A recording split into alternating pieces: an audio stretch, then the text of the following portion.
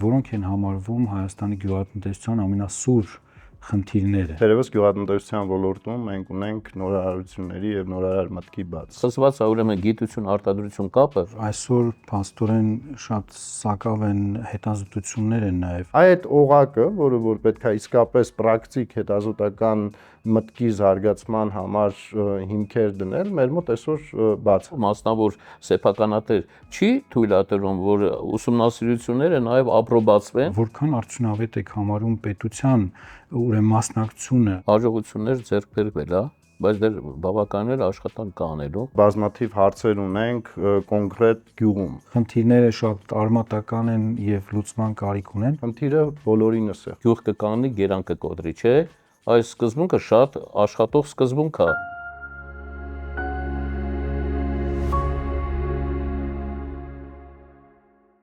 Ողջույն, դուք դիտում եք Ամփոփ զրույց ոդկասթը եւ այս հաղորդման ընթացքում մենք զրուցելու ենք գյուղատնտեսության եւ անասնապահության ոլորտներում առկա խնդիրների, մարտահրավերների եւ պետության իրականացվող ծրագրերի մասին, հասկանալու համար, որքանով է պետությունը փորձում սատարել գյուղացուն, որպեսզի Հայաստանում գյուղատնտեսությունը կարողանա լինել ավելի հետաքրքիր ուրեմն տնտեսական ճյուղ գյուղացիների համար։ Թեման զրուցելու համար մենք այսօր հրավիրել ենք երկու փորձագետների, ովքեր քաջատեղյակ են այս ոլորտից, Էմիլ Գևորգյանը եւ Տիգրան Չիչյանը։ Շնորհակալություն մեր հրավերը ընդունելու համար եւ առաջին հարցը հենց ձեզ Էմիլ, խնդրում եմ նշեք, որոնք են համարվում Հայաստանի գյուղատնտեսության ամենասուր խնդիրները։ Շատ լավ, շնորհակալություն։ Խնդիրները բազմազան են, փորձեմ 1-2 բառով ասել այն հիմնական խնդիրը, որ այսօր ունենք, թերևս գյուղատնտեսության ոլորտում մենք ունենք նորարարությունների եւ նորարար մտքի բաց։ Նորարարություններ ասելով նկատի ունեմ մի կողմից համակարգային նորարարությունները, այսինքն մենք խնդիր ունենք տարբեր օղակներում համակարգը ընդհանուր նորարար ավելի արդյունավետ դարձնելու հետ կապված։ Մենք ունենք գործընթացների կազմակերպման հետ կապված նորարարություններ, եթե փորձենք դիտարկել գյուղատնտեսական մթերք արտադրողից, նույնիսկ արտադրամիջոցներ տրամադրողից մինչև շուկա եւ սպառող շղթան, մենք կտեսնենք, որ այդտեղ գործընթացների կազմակերպման առումով բազմաթիվ բացեր ունենք եւ դա նաեւ մեզ հուշում է, որ նորարարությունների կարիք կան եւ նաեւ խնդիրներ եւ բազմաթիվ հարցեր ունենք կոնկրետ գյուղում։ Այսինքն այն մարդկանց շրջանում, գյուղ ասելով նկատի ունենք այն մարդկանց շրջանում, ովքեր որ ներգրաված են գյուղատնտեսության ոլորտում։ Այսինքն այս 3 հարթություններով պետք է դիտարկել եւ հասկանալ, թե ինչպես կարող ենք ոլորտը ավելի նորարար, արդյունավետ դարձնել եւ ավելի կայուն թերևս։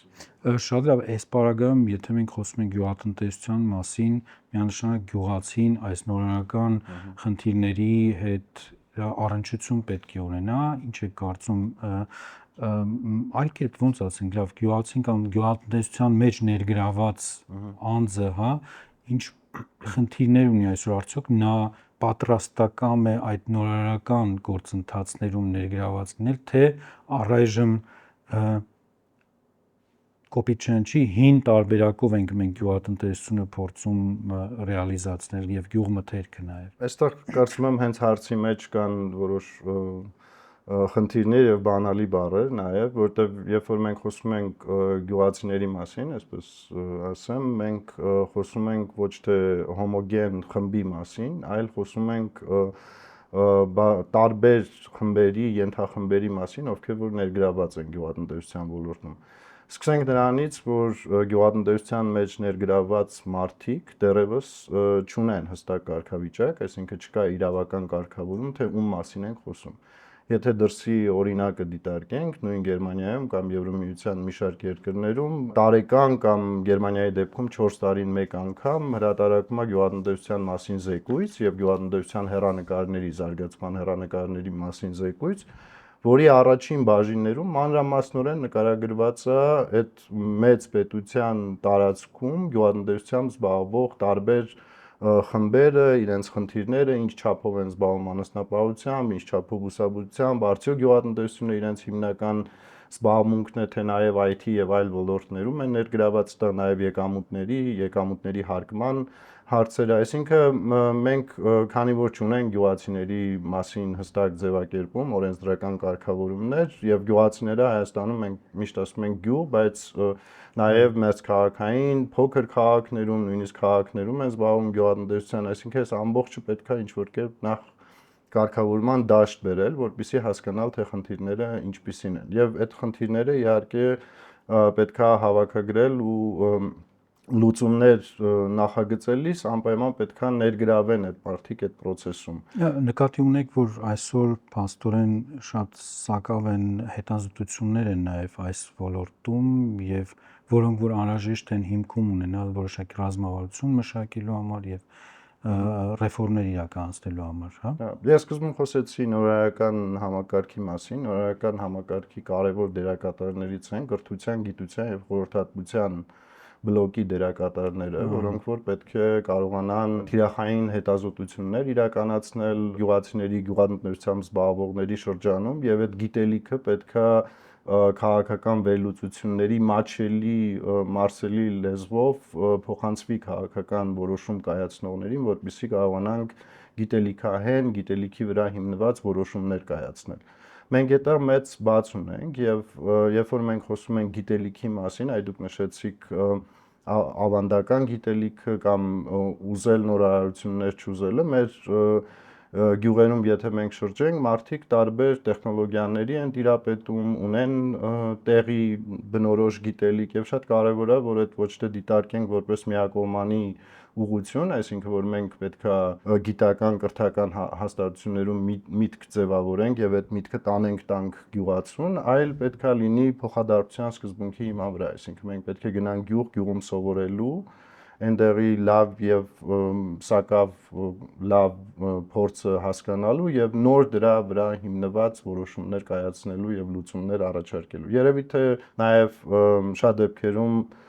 ծրագրերը ոչ միայն պետության կողմից ֆինանսավորվող, այլև միջազգային գործընկերների խնդիրները նաև այդտեղ են թաքնված, թե ինչպես ենք մենք ընկալում այդ թիրախային խմբին, ում համար որ մենք այդ ծրագրերը իրականացնում ենք։ Ձեր ուրեմն ներկայացրած իրավիճակից իմ մոտ պատկերացում է, որ որոշակի հաղորդակցման նաև խնդիր կա պետություն, ակադեմիական միջավայր եւ գյուղատնտեսությամբ զբաղվողների միջև։ Ես կուզենայի, որ դուք արձագանքեք, որքան արդյունավետ եք համարում պետության ուրեմն մասնակցությունը այս շղթայում եւ արդյոք որևէ ուղղությամբ կամ որևէ ճյուղ կարելի է համարել, որ այս ուղղությամբ գյուղատնտեսությամբ ուժեղ ենք, հաջողվել է պետության այս շղթան միասին, հա, հաջողացրել ենք եւ կան իսկապես լքված կամ թե չէ ոչ զարգացող ուղղություններ։ Բավականին հաջողություններ ձեռք բերվել է, բայց դեռ բավականին աշխատանք կա անելու։ Հաջողությունները կոնկրետ բուսաբուծության պատգամության մեջ շատ լավ էր կառավարության կողմից, պետության կողմից հովանավորվեց ինտենսիվ այգիները, սուբսիդավորվում է եւ դոտացիայի է ենթարկում խելացի անասնաշենքերը։ Մի շարք ծրագրեր է կառավարությունը վերջերս անասնապահության ոլորտում կոնկրետ ասեմ, մեղվաբուծության ծրագիրը զարգացման շատ հետաքրքիր է, որ այնտեղ 40,000 նա հետ է վերադարձնում շահառուին, փետակիգին, ոչխարաբուծության ծրագիրը, զարգացման ծրագիրը շատ հետաքրքիր է տոհմային կենդանիների, իսկ տոհմային կենդանիները դրանք համարվում են բարձր մթերատու, բարձրարժեք կենդանիներ եւ միանգամից մի քայլ առաջ կարող է առաջ տանել մեր ոչխարաբուծության ճյուղը, տոհմային կենդանիների ձեռքբերման ժամանակ շահառուին նա հետ է վերադարձնում ձեռքբերման արժեքի 50%-ը կառավարությունը այդ որոշում ունի եւ արդեն աշխատում է։ Մենք ունենք օրինակ օրինակ Գեղարքունիքի մարզում կառավարությունը արդեն շահառուին հետ վերադարձել մոտ 60 միլիոն դրամ 270 գլուխ ձեռքբերման համար տոհմային կենդանի։ Ունենք խոշոր երջանիկ կենդանիների հետ կախված էլի տոհմային կենդանիների բարձր մթերատու ներկրված կենդանիների եւ տեղում գնված կենդանիների տոհմային, եթե կենդանիներ են լինում, այդտեղ սուբսիդավորվում է մինչև 40% արժեքի ձեռքբերման։ Նու ես քիչ հետո նաեւ կզրուցեմ այդ խելացի անասնաշենքի ծրագիրը, որը շատ կարեւոր է, եթե ճիշտ օգտագործվի եւ նպատակամղված, բավականին տավարաբուծության մեջ, հիմնական կաթնային տավարաբուծության մեջ մթերատվությունը մեր կենդանիների եւ արտադրանքի քանակը, կաթի արտադրությունը, հա, մթերման քանակությունը բավականին կմեծանա։ Դա ունի իհարկե որոշակի խոչընդոտներ կան դրանք իրականացնելու համար, բայց ցանկության դեպքում դրանք լուծելի են։ Էլի պետք է հեռանկարների եւ իրողությունների հիման վրա փորձել վերլուծել իրավիճակը։ Տեսեք, մենք այսօր ունենք նոր իրավիճակ, չէ՞, մենք խոսում ենք ապաշրջափակման մասին, մենք խոսում ենք նոր կապուղիներ ստեղծելու մասին։ Այս շատ կարևոր կլինի այս համատեքստում հասկանալ գյուղատնտեսությունը, ինչպես պետք է ոլորտը ընդհանրապես դիրքավորել։ Էլի դրա համար մեզ պետք են հետազոտություններ, որպեսզի կարողանանք գնահատել որոնք են այն ենթավորորդները գյուղատնտեսության մեջ, որտեղ որ մենք ունենք ուժեղ կողմեր, որոնցով մենք կարող ենք այդ ապաշրջափակման նոր միջավայրում պաշտպանել տեղի արտադրողին, տեղի գյուղատնտեսությամբ զբաղվողին, եւ որտեղ է որ իսկապես այդ կապուղիները բացելը կարող է նպաստել։ Այդ տեսեք մենք ամեն տարի, թերևս պարոն Չիչյանն էլ օրինակներ կասի, խնդիր ունենք արտադրամիջոցների արժեքի հետ կապված, որը ուղիղ ազդում է գների ձևավորման վրա։ Ու եթե այդ կապուղիների բացման շնորհիվ, օրինակ նույն պարարտանյութի, թունաքիմիկատների, ինչի՞ չէ, նաև գիտելիքի շարժը ավելի կնպաստի ոլորտի զարգացմանը, ուրեմն պետք է կենտրոնանալ դրա վրա։ Մենք ամփոփ կայքում անդրադարձել էինք անասնապահությանը եւ հատկապես պետական ծրագրերին, որոնք փաստացի իրականացվել են կամ իրականացվում են հենց աջակցելու, հա, անասնապահներին, սակայն մենք նկատեցինք եւ դուրս բերեցինք շատ քիչ շահառուներ, որոնք դիմել են այդ ծրագրերին, մասնավորապես ծրագրերում հատուկ նշվում էր, որ սահմանամերձ գոտիների բնակիչները կարող են դիմել շատ ավելի ուրեմն հարմար պայմաններով, սակայն սահմանամերձ գոտուց 4 ծրագրում ընդամենը 1 հոգի էր սահմանամերձ գոտուց։ Ինչն է պատճառը, որ փաստացի համայնքներում նմանատիպ, կարելի ասել, հետաքրքիր ծրագրերի նկատմամբ հետաքրքրությունը շատ թույլ է։ Պատճառները մի քանիսն են։ Կոնկրետ կառավարության որոշումը եւ ծրագրից, որ սահմանամերձ ուրեմն տարածաշրջաններից օգտվողները քիչ են եղել, եթե վերաբերում է կոնկրետ ոչխարաբուծության եւ տավարաբուծության ճյուղին, մենք գիտենք, որ այս վերջի դեպքերից հետո բավականին արոտավայրեր չեզոք վիճակում են, ոչ թե այն կողմը 2020 թվականին։ Այո, վերջի այդ իրադարձություններից հետո, օրինակ ասենք թե Գորիսի տարածաշրջան, տեղ գյուղ, հա, նրանք տրադիցիոն վարել են ոչխարաբուծության, տավարաբուծության շատ լավ, ուրեմն այսպես արտադրություն, հիմա արոտները չեզոք վիճակում են եւ կյանքի վտանգի դրա համար շատ անգամ խուսափում են գյուղացիները։ Երկրորդ պատճառը, ասեմ ձեզ, ինֆորմացիայի ճիշտ հասանելիությունը տեղերում։ Հա, այդ տեսեք, կառավարությունը որոշում ունի, քաղաքաբնակի նման չի, չնայած ինտերնետը միշտ հասանելի է, որ բացեն էկոնոմիկայի նախարարության կայք, ծրագրերի բաժին եւ տեսնեն, որ կա տավարաբուծության զարգացման, ոչխարաբուծության զարգացման, մեղվաբուծության զարգացման, հա, տեղերում թիմերը, հա, տեղական ինքնակառավարման մարմինները եւ ինչու՞ չէ նաեւ համայնքների գյուղ վարչության աշխատակիցները, նույն դե կոչվում գյուղատնտեսության եւ բնապահպանության, հիմա այդպես է կոչվում համայնքներում, այսպես տեղեկատվության պակաս ունի մեր գյուղացին այսօրվա օրով, հա։ Երրորդ պատճառներից մեկը իհարկե տնտեսական վիճակն է, հա, տնտեսական վիճակն է, բավականին տնտեսապես անապահով վիճակում են գտնվում եւ վաղվա օրվա նկատմամբ պետք է գյուղացուն այնպես արվի համոզել, որ վաղվա օրը քո, այսպես ասած, ապահով է լինելու եւ խուսափում է շատ դեպքերում։ Այսօրվա օրով մենք պրոֆեսիոնալ շատ համայնքներում, շատ բնակավայրերում, որովհետեւ հիմա գյուղերը վարչական տարածք է կոչվում կամ բնակավայր, հա, կամ վարչական տարածքներում չունեն պրոֆեսիոնալ նախիջիներ, մասնագետ արածեցնող, ինչի, որովհետեւ հերթ են պահում, այսօր այս ընտանիքի օրն է, այսօր այն ընտանիք, եւ այդ 80 գլխանոց, 100 գլխանոց նախիրը դուրս է գալի բավականին անփորձ մարդու հետ արոտի, եւ այսօր արդեն երկրորդ խնդիրն է բացվում հողերի դեգրադացիան համար։ Ինչու համար, որովհետև անփորձ արածեցնող մասնագետը տանում է այնպիսի լավ տեղեր, որտեղ խոտածածկույթը բավականին հարուստ է, բերքատվությունը արոտի բավական լավ է եւ ամեն օր տանում է այդտեղ։ Իսկ ամեն օր տանելուց հետո առաջանում է գեր արածեցման, գեր ծանրաբեռնվածության տարածքի վրա։ Եվ դա բերում է արդեն հողերի դեգրադացման։ Հողերի դեգրադացումն էլ արդեն կենսաբազմազանության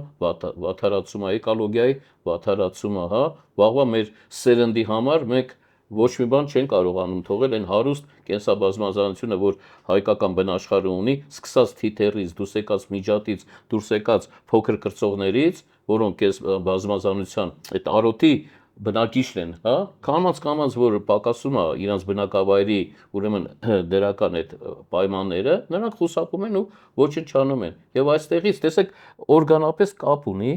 անաստապահության վարման համակարգը, հա, կայուն կառավարում, այ հիմա շատ լավ տերմին է արտադրում, կայուն գյուղատնտեսություն, հողերի կայուն կառավարում, չէ՞, հա, խելամիտ տարածեցում, ռոտացիոն տարածեցում, այ մեր Էմիլը նշեց Գերմանիայում շատ ընդունված է ռոտացիոն կենթաների հերթափոխային տարածեցումը։ Մի քանի օր մի հանդամասում, մի քանի օր մի հանդամասում, մի քանի օր եւ արդեն մի ամիս հետո այն առաջի օրվա հանդամասը, որ 3-4 օր օգտագործվել էր, 10-14 սանտիմետր 30 օրից հետո համապատասխան բնակնական պայմաններ ապահովելու ժամանակ դա նորից աճում է 10 եւ կարողանում են կրկնակի բերել այդտեղ կենթանին տարածեցման։ Շատ հետաքրքիր մոդելներ այստեղ նշեցիք, բայց արդյոք մեր գյուղատնտեսությամբ զբաղվող տնտեսվարողները ունեն այդ տեսակ բիզնես գիտելիքներ, գյուղատնտեսությամբ իրենք զբաղվում են, բայց որպես բիզնես չի, այդ խորքային գիտելիքը արդյոք պետք չի նաև իրենց փոխանցել, որ իրենք ունենան նաև գուցե ընտանիքի անդամներից մեկը համակարգչից կարողանա ավելի գրագետ օգտվել, որ բաց չթողի այդ հնարավորությունները, որ պետությունն է տալի, գուցե որևէ գրանտային ծրագրերն են տալի գյուղատնտեսության ոլորտում, եւ ի վերջո իրենք ներգրավեն այդ մրցակցության մեջ, որովհետեւ իրենք ամբողջ տարի աշխատելով վերջում կարող են իրենց անասունին տալ էժան չնչին գումարով կամ եթե չէ նույն մթերքը ստանում են, փոխանակում են ինչ որ բանի հետ, որի արժեքը իրականում շատ ավելի բարձր է եւ կցանկանայի այստեղ նաեւ նշեի կաթի մթերման հետ կապված խնդիրները, որ բավական շատ է քննարկվում, բայց այդպես էլ ռացիոնալ լուծում չի տրվում, որ գյուղացին շատ մատչելի տալիս է, բայց մենք որպես գնորդ բավական 1-2, եթե ոչ 3 անգամ ավելի թանկ ենք դա գնում օրինակ խանութներից։ Սուրեն շատ կարևոր հարցեր եք առաջ քաշում, թույլ տվեք հերթով սկսել պատասխանել։ Ուրեմն կրթության կոմպոնենտը Էմիլը նույնպես դա ֆիքսեց, շատ կարևոր է այսօրվա օրով հայ գյուղացու եւ բուսաբուծության ճյուղով զբաղվողի համար եւ անասնապահության ճյուղի։ Այն գյուղացիները, որոնք զբաղվում են, դուք լավ նկատեցիք, պապենական գալիս է այդ սովորությունը եւ մարդիկ կան ասում են պապից սովորել եք, բայց որ տեսնում ես նրա վարման տեխնոլոգիաները եւ կենթանու հետ վարվելու կուլտուրան, հա, հիմա կուլտուրա ասելով ես նկատի ունեմ այո ոչով իհարկե կենթանու հետ պետք է չխոսել, բայց կենթանու պետք է բարեկեցությունը, animal welfare, որ ասում ենք, չէ՞։ Հիմա ամբողջ աշխարհում մթերատվության բարձրացման, ուրեմն ամենակարևորագույն բաղկացուցիչներից մեկը դա կենթանու բարեկեցիկ վիճակն է։ Ինչու համար, որովհետև այն կենթանիների տոհմային արժեքը արդեն հասել է գագաթին։ Կենթանի կերակրման տեսակները եւ ուրեմն տարբեր, ուրեմն խարդուրտները հասել են բավականին եւ արդեն գիտնականները, հետազոտողները գտել են, որ կենթանիներին մթերատվությունը կարելի է բարձրացնել նրանց բարեկեցությունը ավելացնելու, լավացնելու ուղղությամբ։ Հիմա մյուս հարցը անպայման կրթությունը անպայման գոնե միջնակարգ, այդ ինտերնետից որ նայում են, հա, ինտերնետը շատ քիչ բան է տալիս։ Ես իմ սեմինարներին, հանդիպումներին, որ ժողովրդի հետ լինում եմ, մարզերի ժողովրդի հետ լինում եմ, հա, բան չչան, ինտերնետը այսպես էլ ինտերնետը քիչ բան է տալիս։ Կա դասական, ուրեմն կանոններ, օրենքներ վարման, պահման, կերակրման, բուծման, հա։ Օրինակ մենք խոսեցինք կառավարության լավ որոշումներից մասին, մոռացանք, որ մի հատ է շատ էս վերջերս լավ որոշում անել, իհարկե դա պիլոտային էքսպերիմենտալ է, կենթանիների արհեստական սերմնավորման գումարի որոշ մասը պետությունը իր վրա է վերցնում։ Մոտ 10,000 դրամ,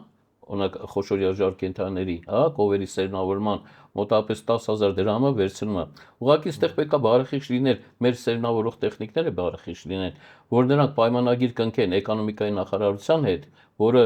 քիչ բանը շատ հաճախ ժողովրդական լեզվով ասած ալարում են, հա, չեն կնքում եւ այդ ծրագրից չեն կարողանում օգտվել։ Եվ էլի գյուղացին է տուժում, որտեղ գյուղացին պետքա այտենց վճարել մի սերնավորման համար ընդամենը 3-4,000 դրամ, ասես նորից վճարում է մի 12,000 դրամ, քանի որ սերնավորող տեխնիկը պայմանագիր չունի պետության հետ, որ ասի տվյալ շահառուի կովը ես սերնավորել եմ, համարով, օրով նշաններ, որ պետությունը նրան փոխհատուցի այդ 10,000 դրամը։ Շատ կարևոր ծրագիր է սա։ Եթե կարելի է, մենք նաև կատնամթերքի գնի հետ կապված թեմային կվերադառնանք, բայց մի բան, որ կուզենայի այստեղ նորից նշել, այդ խնդրի համակարգային բնույթն է։ Մենք տարբեր ուղղություններով մտքերը զարգացնում ենք, բայց տեսեք, մենք այսօր ունենք փաստ, որ ձեր խոսքում էլ նշեցիք, պարոն Չիչյան, որ գյուղատնտեսությունը դիտարկել էկոնոմիկայի տնտեսական զարգացման ճյուղ, արդյոք դա է լուծման բանալին, թե գյուղատնտեսությունը մենք պետք է իսկապես կարողանանք տարբեր մոտեցումների շրջանակում դիտարկել բնապահպանության, կենսաբազմազանության պահպանության, մարդու առողջության, անվտանգ սննդի, պարենային ապահովության, սրանք բոլորը այն հարցերն են, որոնց խաչմերուկում պետք է գծագրվեն գյուղատնտեսության ճարտարապետությունը հաջորդ փուլի։ Այստեղ ես կավելացնեի նաև հանքարդյունաբերությունը, որովհետև այս վերջին շրջանում շատ են դիմումները նոր հանքեր բացելու հետ կապված քննարկումներ են, որտեղ բնակչությունը հենց իրենց դժգոհությունն է հայտնում, իրենք հետաքրքրված են շարունակել անասնապահությամբ եւ հասկանում են, որ այդ տարածքները կարող են արդեն անպիտան դառնան։ Այսինքն իսկապես այդ գլոբալ ընդհանուր մոտեցումը, համակարգային մոտեցումը չափազանց կարևոր է։ Եվ ես կուզեի նաև միասին մի էքսկուրս կատարենք հետ Հայաստանի Հանրապետության, անկախ Հայաստանի Հանրապետության այդ առաջի օրերին, թե ինչպիսի հիմք դրվեց գյուղատնտեսության, չէ՞։ Մենք այստեղ խոսում ենք անցում մեկ համակարգից մյուսին, այսինքն մենք ունեինք սոցիալիստական համակարգ, որտեղ որ մարդիկ սովոր էին որոշակի ռեժիմով աշխատելու, գյուղատնտեսության ոլորտին է խոսքս վերաբերում, եւ անցում կատարեցինք ավելի ազատ շուկայի, կապիտալիզմի, եւ արդյոք մենք կարողացանք ուղեկցել մեր գյուղում ապրող բնակչությանը այդ անցումը արդար անցնելու առումով։ Արդար բառը այստեղ շատ կարևոր է, որովհետև առաջի գործողությունը, որը որ կատարվեց, ու կարծում եմ, որը որ նաև խորը ազդեցություն թողեց Հայաստանում գյուղատնտեսության զարգացման ապագայի վրա, դա սեփականաշնորհման գործընթացն էր։ Այսինքն մենք արդեն ոչ արդար հիմքի վրա սկսեցինք կառուցել մի ոլորտ, որը որ չկարողացավ արդարացնել, դրա համար մենք հաստի առաջ կանգնեցինք, ստիպված էինք նաև հաշվի առնելով այլ հանգամանքները վերակազմակերպել, գյուղատնտեսության նախարարություն փակել, նաև եթե մենք այսօր նայենք մեր գիտական կենտրոնները, չէ, Սովետական միության շրջանում կային գիտահետազոտական կենտրոններ, որոնք որ այդ ձեր ասած կապող օղակն էին գիտության պրակտիկ գյուղատնտեսությամբ զբաղվողների միջև։ Հիմա մենք նոր տերմինոլոգիա ունենք ամբողջ աշխարհում, օրինակ այդ նույն living lab կոչվածները, որտեղ որ գիտնականը, հետազոտողը եւ գյուղացին միասին լուծումներ են գտնում արկա խնդիրների համար։ Այդ օղակը, որը որ պետք է իսկապես պրակտիկ հետազոտական մտքի զարգացման համար հիմքեր դնել, մեր մոտ այսօր բաց է։ Խզված է ուրեմն գիտություն արտադրություն կապը, գիտությունը կա։ Մենք լավ երիտասարդ հետազոտողներ ունենք, աշխատում են, որոնք դրան ոլորտում են մնացել, թե այլ Չէ, գիտահետազոտական եւ բուսաբուծության ճյուղում, եւ անասնաբուծության, եւ անասնաբուժության ճյուղում մենք ունենք լավ հետաքրքիր երիտասարդ ուսումնասիրողներ, գիտաշխատողներ ունենք։ Ցավը նրանում է, որ ուրեմն մինչև 1991 թիվը պետական համակարգ էր եւ այդ ասած կոլտնտեսություն սովխոզներում պետական գիտահետազոտական ինստիտուտի գիտնականները կարողանում էին իրենց ներդրումները, այն վաղ ներդրումներ էր կոչվում, կարողանում էին դնել եւ արդյունքները ստանալ եւ տարածել լավ փորձը տարածել։ Հիմա մասնավորը, եթե նույնիսկ խոշոր տնտեսություններ են, ամեն մի մասնավոր, այդպես չեմ կարող ասել պետության բանա, այսպես հայրենասեր է եւ գիտնականին ասում է, բայց որ դու գաս հանգարց մի որևէ հիվանդություն լինի, մի որևէ վատարցունք լինի, չէ որ ես իմ գրպանից եմ այդ ամեն ինչ արել, ես տնտեսական վնասներ կկրեմ։ Դրա համար գիտնականների այսպես ասած ներդրման աշխատանքները իրենց արդյունքների բավականին արդեն սահմանափակվել է եւ դրա համար էլ մի քիչ առաջ չի գնում գործը։ Այսինքն գործնականում հնարավորություն չունեն որոշակի էքսպերիմենտներ անեն։ Ամեն մասնավոր շահառու, մասնավոր սեփականատեր չի թույլատրում, որ ուսումնասիրությունները նաեւ ապրոբացվեն, չէ՞ որ այդ կապրոբացվի, չէ՞, այդ գիտական հետազոտությունը նոր լայն հասարակությանը դիմել։ Այդ ապրոբացման խնդիրը, process-ը մեր երիտասարդ գիտնականները, ուսումնասիրողները բավականին խնդիրների առաջ են կանգնում։ Չի կարող պետությունը այս մասով քաղաքականություն որ որոշի, որը մասնավորներին ոչ թե պարտադրել մի քիչ կոպիտ բառ է, այլ պայմանագրային առումով ասի, որ դուք պետքա ճիշտ է վարում եք ձեր տնտեսությունը, ունեք ձեր շահույթները, բայց մեր երկրի առաջընթացի համար նաև պետք է նոր ինովացիոն ներդրումներ, որոնք անում են հետազոտողները։ Թույլ տվեք այսքան մասը նրանք անեն, օգուտից բացի իհարկե վնաս չի լինում, 1000-ից մի դեպք կա լինում, որ ինչ որ լատենտ վիճակ է լինում կամ այստեղ եթե կարելի է մի բան ավելացնեմ, պետության դերի մասին խոսելուց կամ կառավարության կոնկրետ տվյալ դեպքում, այստեղ ոչ թե ինչ որ կտրուկ միջամտությունների մասին է պետք մտածել, այլ մոտեցումները ինչպիսին են, այ դուք խոսեցիք կենդանիների հիվանդությունների եւ այլն, չէ՞։ Մենք օրինակ Եվրոհանձնաժողովի բազմաթիվ ծրագրեր կան, որոնք որ տեղավորվում են այդ մեկ առողջություն մոտեցման առանցքի շուրջ ու ինչ է այստեղ։ Մենք եթե հռչակում ենք, որ Հայաստանում մեր համար կարևոր է մարդու առողջությունը, կենդանիների առողջությունը եւ բույսերի առողջությունը, մնացած գործողությունները մենք կարող ենք տեղավորել դրա շրջանակում, որտեղ նույն առողջ սնունդ արտադրելը թե անասնաբուծության, թե բուսաբուծության ոլորտի արդյունք որպես պետք է լինի մեր գերնպատակը։ Գաղափարախոսությունը այդպեսի պետք է լինի։ Այսինքն այդ բազային հիմքն է շատ կարևոր ունենալ ու նաև ակտիվ աշխատել մարդկանց հետ։ Ես սկսեցի մի բան, որ կարևոր է համարում նաև ասել, Ագրարային համալսարանը, Երևանի պետական համալսարանը եւ Ֆրիդրիխ Էբերտ հիմնադրամի հետ համատեղ մի հետազոտություն իրականացրեցին 2022 թվականին կարծեմ, ու ամենակարևոր ցայտուն ինչ որ երևում էր գյուղում, մինչեւ հիմա մենք ունենք դեռ այն մոտեցումը, որ գյուղատնտեսությամբ զբաղվող կամ գյուղում ապրող գյուղաբնակ մարդիկ շատ դեպքերում ասում են, որ մեզ շատ հարմար կլիներ, որ որևէ մեկը մեր համար որևէ արտադրամաս կամ ցեխ հիմներ ստեղ մենք գնայինք աշխատեինք։ Այսինքն այդ ձեր ասած ուրեմն բիզնես մտածելակերպ, բիզնես մոդելներ ունենալ, առավոտյան արթնանալ, պլանավորել ինքնուրույն թե ինչպես, դրանք նաև սոցիալական կոմպետենտություններ, հմտություններ են, սոցիալ-տնտեսական, որոնք մեր մոտ դեռ այն փուլում են, որ իսկապես մեծ գործ կա անելու։ Եվ փաստացի ստացվում է դրա համար են նաև, որ երիտասարդությունը փոքր համայնքներից փորձում է տեղափոխվել մայրաքաղաք, որովհետև ապագա չի տեսնում։ Միգրացիան, այո։ Եվ հետեւաբար, եթե այնտեղ բիզնես մոդելներ տեսներ, ընտանեկան բիզնես, ինչպես օրինակ այստեղ այլ արդյունաբերության, ոլորտում լինում են բիզնես մոդելներ, նույնը գյուղացին տեսներ այդ իմաստով, հետեւաբար չէր ցանկանա կողքը ցեխ լիներ, գնար այնտեղ, ասենք, այդ փոքր արտադրամասում աշխատել, հենց իր ձեռքի տակ ստացվում է տարածքով պայմանավորված է, որ ինքը զբաղվում է գյուղատնտեսությամբ, այլ ոչ թե տարածքով պայմանավորված ինքը օգտվում է այդ առիթից եւ հենց բիզնեսը այդտեղ է ծավալում։ Այո, երիտասարդների հետ կապված կարծում եմ, որ խնդիրը միայն Հայաստանում չի։ Եվ երիտասարդներին պետքա նաեւ խայծը այդտեղ է, որ իրենց նաեւ պետք է ասել, որ գյուղատնտեսությունը դասական բահով հող փորել կամ անասունի հետևից գնալը չի, այլ նաև դուք հնարավորություն ունեք այդ ոլորտում սովորելով մեկտեղել մասնագիտական մի քանի ուղղություններ եւ բարիք ստեղծել ոլորտի համար։ Սոցիալական վիճակը պետք է բարձրանա աշճանաբար, որ շահութաբերության քաղաքի աշխատողի ու գյուղի աշխատողի շահույթի մակարդակները մի քիչ հավասարվեն իրար, որ երիտասարդը արդեն մտածի, որ քաղաք էլ գնամ նույն գումարն եմ վաստակելու, գյուղում ավելավա ծնողներից մոտ հարազատ երկրում եւ ավելի ցիվիլ։ Էմիլը մեծ փորձ ունի եվրոպական երկրներում, դուք եք շատ եղել, բոլորս էլ եղել ենք, գյուղ ու քաղաք տարբերությունը սոցիալ կենցաղային պայմանները կարելի ասել 99%-ով հավասար է։ Ոչ մի սպորտ ակումբը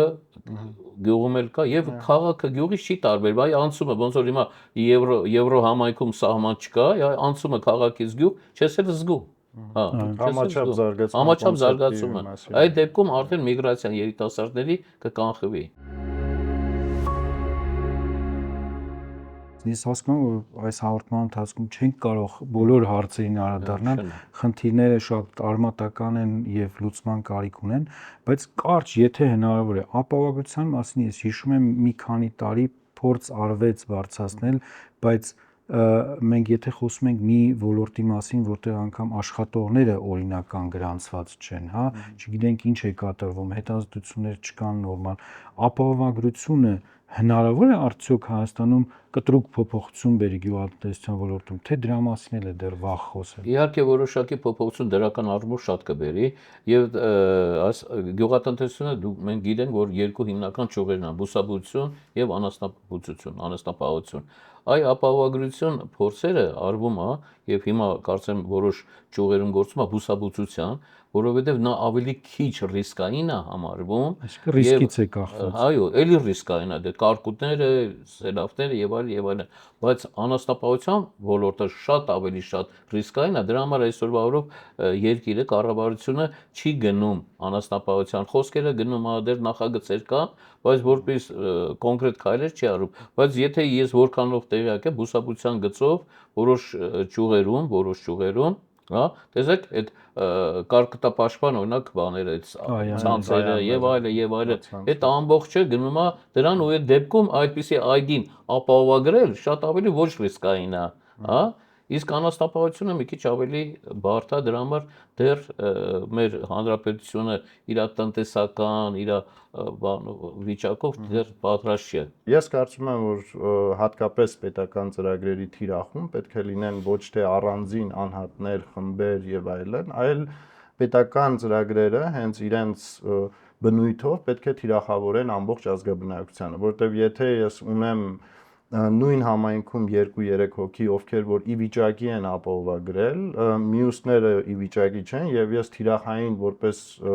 պետության ներկայացուցիչ մտնում եմ այդ համայն, գնում եմ իրանց մոտ կանգնում եմ, որտեղ իրենք ունեն ֆինանսական ռեսուրս եւ անում են այդ ամեն ինչը, գիտելիք մյուսը չունի, ես ավտոմատ կերպով սոցիալական եւ այլ տիպի անարդարությունների սկիզբ եմ դնում։ Այսինքն այս ծրագրերը ի վերջո հարկատուների վճարած գումարներով իրականացված ծրագրեր են կամ միջազգային գործընկերների պետք է նայել, թե ինչքանով են արդյունավետ եւ ինչքանով կարելի է դրանց դրական կողմերի հիման վրա, գիտական մտքի հիման վրա դրանք դարձնել այնպիսին, որպեսզի շահառուների թիվը մեծանա եւ ընդհանրապես Հայաստանում գյուղատնտեսության զբաղվողը իրեն ապահով զգալ։ Ամենակարևոր առաջարկություններից մեկը, որ հնչեցրել ենք, միշտ որ պետք է կարողանա հատկապես պետական կառավարման օղակի պատասխանատուները իրենց զգան այդ դիրիժորի կարգավիճակում, որպեսզի կարողանան տարբեր միջազգային ու տեղական գործընկերների աշխատանքները այնպես համակարգեն, որ դրանք թիրախային ուղղվեն ոլորտի կամ տարբեր մարզերի տարածքների համաչափ զարգացման։ Հիմա անցնենք կաթի մթերման, հա, գյուղացուց կաթի մթերման գներին, դա ամենացավալի հարցերն է, ինչու համար, որովհետև հոդվածներում եւ ձեր կողմից նաեւ հոդվածներում գլխականակի կրճատում, հա, կա մոտ 100,000 խոշոր երջանիկ կենդանի է, հա, 590,000-ից 490-470,000 խոշոր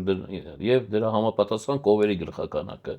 հա, մոտավորապես մի 40,000-ել 50,000 էլ կովերի գլխականակը։ Կովերի գլխականակը կրճատվելը նշանակում է, եթե ազգային վիճակագրական ծառայությունը 2500 կիլոյի է ասում մի կովի կաթնատվությունը, այ 25 թվականի հունվարի 1-ին այդ թիվն է տվել, որ մի կովի կաթնատվությունը Հայաստանում 2500 կիլոգրամ է, 40,000 կով 2500, բազով տեսեք, ինչքան մաքուր անարատ կաթ ենք մենք կորցրել ու չենք արտադրում, հա։ Այն ժամանակ մենք արտադրում ենք մոտ 770,000 ուրեմն ցենտներ կաթ, հիմա արտադրում ենք երևի մի 500,000, ինչքան դրա համար հիմա հարցը բացվում է կաթի փոշի ներկրման, դա առանցի խոսակցություն է խոսակ։ Հիմա կաթի մթերման գինը քաղաքականություն պետք է ուրեմն ստեղծվի պետության կողմից ինչ որ մի կառավարման համակարգ սխեմա ստեղծվի, որպեսզի գյուղացուց գնման գինը մի քիչ բարձրացվի, որովհետև հիմա կաթ վերամշակողները էլի գինը բարձրացնում են այս QR կոդի բանով, չէ՞։ Այո։ Հա, բայց կաթ վերամշակողները, ասեն գործարանները, կաթի տարբեր գործարաններ ունենք մենք։ Մթերում են նույն գնով։ Մթերում են նույն գնով, Որը 130-ից մենք կրկնենք փաստորեն շատ ավելի ցածր արժեքով են։ Արժեքով են, հա։ 100-150, հա, Այո, 130-ից 150։ Իսկ կաթը մենք առնում ենք օրինակ 550 գուցե 700 դրամով։ Ես ձեզ ասեմ, կա նաև մինչև 900, եթե մինչև 900, հա, նո մանկական սննդի կաթը մինչև 900, իհարկե ես վերջերս զեղչեր էր եղել, մոտ 600 դրամ էր, հա։ Դա իրանք վերագրում են տարբեր վերադիր, ուրեմն աշխատանքների ծախսերի հետ կապված, հա։ Այդ իրենց գործն է։ Բայց արդարացված է ձեր կարծիքով։ Ես չեմ կարող ասել, Ու որովհետև այսինքն կաթի գինը եթե բարձրացնեն, հետեւաբար 700-ը չի դառնա 1000-1100 դրամ։ այդ պետք է արդեն շուկան ուսումնասիրել, արտադրողների ծախսերը հաշվարկել, այդ մի քիչ տնտեսագետները պետք է անեն, մասնագետ տնտեսագետները։ Հիմա կրճատումը կախված էր էլի մեր իմացած ուրեմն հայտնի դեպքերից հետո կրճատումը կախված է գերի բազայի չլինելու, այ դուք շատ լավ բան ասեցիք, դրան չհետևեցինք, հանքարդյունաբերությունը, հա, հանքարդյունաբերությունը ուրեմն փոքրացնում է գերային ծավալները։ Մենք հանրապետությունում լավ թիվ ունեն գրած 1 միլիոն հեկտար, 1 միլիոն հեկտար արոտավայր, բայց փաստացի, մենք այսօր բավարով 700-800 հեկտար ունենք, որից հեռագնա արոտները, այն արպյան, հա, արդեն 1800-2000 մետր, համարյա չեն օգտագործում։ Ինչի համար, որտեղ ենթակառուցվածքներ չկան, ծախսատար են, այ կառավարության կողմից որոշակի, որ օգնություններ լինեն մեր գյուղացիներին, մեր իսկական կաթ արտադրողներին, որովհետև կաթի գործարանները դրանք կաթ վերամշակողներ են, կաթ արտադրողը գյուղացին է, կովին, կտում է, կերակրում է կաթ ստանում։ Եթե մենք կարողանանք որոշակի ծրագրեր ունենալ, այ հեռագնա այդ փարթամ, արպյան արոտավայրերը, իսկ փառք Աստծո Հայաստանի արոտավայրերը ամեն մի 10-40 մետրի վրա 59 տեսակ մենակ բուսատեսակ կա, հա, շատ հարուստ է։ Թող շվեյցարացիները չնեղանան, ինչ որտեղ մեկ մեր մոտ ավելի հարուստ բուսատեսակ, բուսակազմ, սննդարար դեղաբույսեր եւ այլն կան, քան արտասահմանյան շատ երկրների արոտավայրերը։ Մենք մի դրական զարգացում, որ ունենք, դա վիճակագրական տվյալների նաև ճշգրտության հետ կապված փոփոխություններն են, այսինքն եթե նախկինում նույն անասունների գլխաքանակի հետ կապված կամ ցանքատարածությունների հետ կապված թվեր ունեինք, որոնք որ իրականությանը շատ քիչ էին համապատասխանում, այժմ փորձ է արվում իսկապես ավելի ռեալ ճշգրիտ թվեր հրատարակել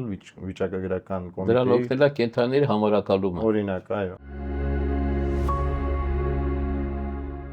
Եթե կան առաջարկներ, ինչ լուծումներ եք տեսնում, գուցե օրենսդրական, գուցե հենց աջակցման որոշակի ծրագրեր, դրանք եւս ներկայացնեք եւ փորձենք ամփոփել։ Պետք է փորձել համատեղ խնդիրներին լուծում տալ, բայց այստեղ մենք օրենսդրական կարգավորումների խնդիր ունենք։ Մենք ունենք կոոպերատիվների մասին օրենք գյուղատնտեսական, որը որ կարծես թե չի նպաստում, որպեսզի Հայաստանում ակտիվ կոոպերատիվներ ձևավորվեն, զարգանան եւ շատ դեպքերում մարդիկ մտածում են ինչի պիտի գնամ կոոպերատիվին միանամ, ավելի շատ հարկ վճարեմ, այստեղ նաեւ քաղաքացու գիտակցության, քաղաքացի լինելու պարտավորություններ եւ իրավունքներ ունենալու խնդիրն է, բայց նաեւ պետք է մտածել առհասարակ օրենսդրական դաշտը բարելավել ու գուցե նաեւ այն ֆրագմենտները, այն առանձին օրենքները, որոնք որ գյուղատնտեսության ոլորտին են վերաբերում, փորձել օրենսգրքի կամ մեկ հիմնական օրենքի շրջանակում այդպիսի փորձեր տարբեր տարիներին արվել են, բայց դեռ փորձերի փուլում ենք, այսինքն մեզ այստեղ պետք է հստակ կարգավորումներ, սկսած այն ինչ որ խոսեցինք գյուղատնտեսությամբ զբաղվողների իրավական կարգավիճակ, որտեղ տեսեք մենք ասում ենք պետությունը ինչ անի, որպեսզի գին կարգավորի։ Խաղողի օրինակը, չէ, խաղողի մթերումների, կաթի մթերումների, նախ այստեղ կարևոր է, որ այդ արտադրողը ունենա այնպիսի բանակցային ուժ, որը որ հենց իր կարգավիճակից է բխում, որ կարողանա հակառակ դեպքում, եթե այդ պայմանավորված գնով չեն վաճառում կամ վերավաճառողը կամ վերամշակողը այլ սկզբունքներ է թելադրում, կարողանա իր կարգավիճակից բխող կարգավորումներ տալ, փաստաբան վարձել եւ այլն։ Մենք չենք կարող այդ ինստիտուտի մասին առհասարակ խոսել։ Մյուս բանը պետության դերակատարությունը անսահմանափակ չէ, այսինքն մենք ունենք միջազգային նաև պայմանավորվածություններ եւ չեն կարող ուղղակի ինտերվենցիա անել, ասել այսօր կաթի գինը այսպեսին պետք է լինի, բայց այստեղ կարևոր է թե մենք այդ նույն կաթը, ցորենը, մյուս կարևոր պարենային մթերքները ինչ հարթության վրա ենք դիտարկում։ Այ եթե մենք այդ նույնը դիտարկենք պարենի անվտանգության տեսանկյունից, սննդի անվտանգության տեսանկյունից, մենք անպայման մեխանիզմներ կգտնենք ու նաև հայտնի են աշխարհում մեխանիզմներ, թե ինչպես կարող ենք միջամտել, որպեսզի գնային քաղաքականությունը, որակի քաղաքականությունը կարողանանք ավելի լավ հիմքերի վրա դնել։ Շնորհակալություն, դուք արդեն լրացիչ նոր թեմաներ եք բացում, ես հուսամ մենք հետագայում եւս այլ հնարավորություններ կունենանք զրուցելու այս նույն ոլորտի մասին, ինչ շատ կարեւոր է կարծում եմ եւ համոզված եմ Հայաստանի համար։ Պարոն, շնորհակալություն այս հետաքրքիր զրույցի համար, ամփոփենք սրանով, ես հիշեցնեմ, որ եթերում ամփոփ զրույց ոդքասթներ եւ ամփոփ.am կայքում կարող եք նաեւ ընթերցել անասնապահությանը, գյուղատնտեսությանը վերաբերող նյութեր, հավելյալ տեղեկություններ ստանալու համար։ Շնորհակալություն, մինչ հանդիպում։